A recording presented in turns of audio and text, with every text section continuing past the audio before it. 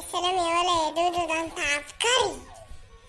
ايه ده يا جانا، عملت ايه في الامتحان؟ خليت الامتحان كله سهل وسبت سؤال واحد ما عرفتش احله. ايه سؤال واحد وتعيطي؟ ده انا ما خليتش غير سؤال واحد. انت طالع تغني؟ انت مش همك يا ادهم؟ احمد ربنا اللي انا خليت سؤال.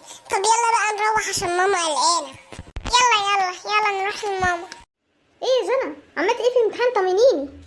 الامتحان كله سهل يا ماما، بس في سؤال صعب ما عرفتش احله سبته. معلش يا حبيبتي، مش مشكله، تتعود ان شاء الله في الامتحان الجاي، انت على طول متفوقه. ايه يا ماما مش هتسأليني؟ والله خايفه يا ادم اسالك، قول لي ها حليت؟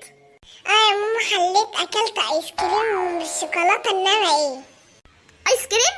ايس كريم ايه يا ابني؟ انا بقولك انت حليت في الامتحان مش حليت واكلت، انت همك على طول على بطنك. ولا اسالك ليه؟ ما انا عارفه الاجابه زي كل سنه. حسبي الله ونعم الوكيل. مش عارفه انتوا مكبرين الموضوع ليه، ما احنا هننجح. ما تتعبيش نفسك معايا يا ماما، ده جبله. انا عارفه في الاخر هتشتغل في الورشه زي اي عيل ما اتعلمش خالص. يا ابني حرام عليك، رفعتلي الضغط. يلا يلا يلا عشان نمشي، يلا من هنا، يلا ونروح نشوف النادي. ايه الاخبار؟ ايه يا ماما احنا مش هناكل ولا ايه؟ انت على طول همك على بطنك كده. يا ماما مفيش فايده فيه، يلا يلا نروح النادي.